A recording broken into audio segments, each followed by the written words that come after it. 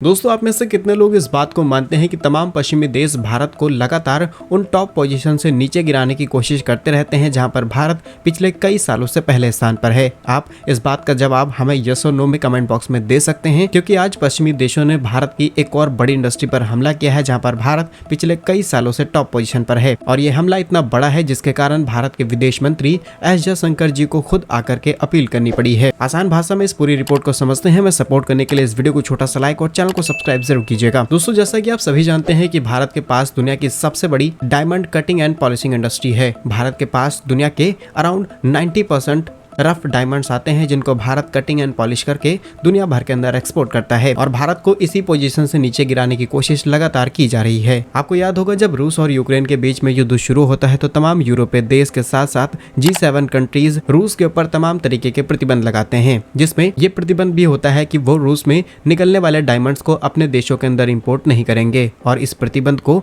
G7 countries के द्वारा दिसंबर 2023 में लागू कर दिया जाता है। लेकिन उसी समय एक बड़ी अनाउंसमेंट की जाती है कि G7 कंट्रीज अब किसी तीसरे देश से भी डायमंड्स को इंपोर्ट्स नहीं करेंगे। यानी कि अगर रशिया से डायमंड भारत आ रहे हैं और भारत के अंदर कटिंग पॉलिशिंग की जा रही है और फिर उन्हें भारत के रास्ते यूरोप और G7 कंट्रीज में भेजा जा रहा है, ये देश उन डायमंड्स को भी एक्सेप्ट नहीं करेंगे। और ये नियम 1 मार्च 2024 से लागू हो चुका है। और इसी इंडस्ट्री को बचाने के लिए विदेश मंत्री एस जयशंकर जी ने अपील की है कि अगर इस तरीके से यूरोपीय देश फैसले बदलते रहेंगे तो भारत की इस डायमंड इंडस्ट्री को पूरी तरीके से नुकसान पहुंचाया जा सकता है। और जब से ये नियम लागू हुआ है, भारत को नुकसान भी होने शुरू हो चुके हैं। और सही समय पर आकर के G7 कंट्रीज और यूरोपीय देश अपने इस फैसले को नहीं बदलते हैं तो भारत को लंबे समय तक बड़े नुकसान उठाने पड़ सकते हैं। लेकिन पिक्चर अभी पूरी तरीके से खत्म नहीं हुई है, क्योंकि यहाँ पर हम आपको इन देशों का दोगलापन दिखाने वाले हैं। यूरोपीय देशों की बात की जाए तो भारत इनके लिए तीसरा सबसे बड़ा ट्रेडिंग पार्टनर है। भारत हर साल यूरोपीय देशों को करीब 71.68 बिलियन US के गुड्स एक्सपोर्ट करता है। और ये देश तो अभी उछल उछल कर बोल रहे हैं कि भारत से आने वाले डायमंड्स को इंपोर्ट नहीं करेंगे। तो इसी तरीके से इनको फैसला लेना चाहिए कि भारत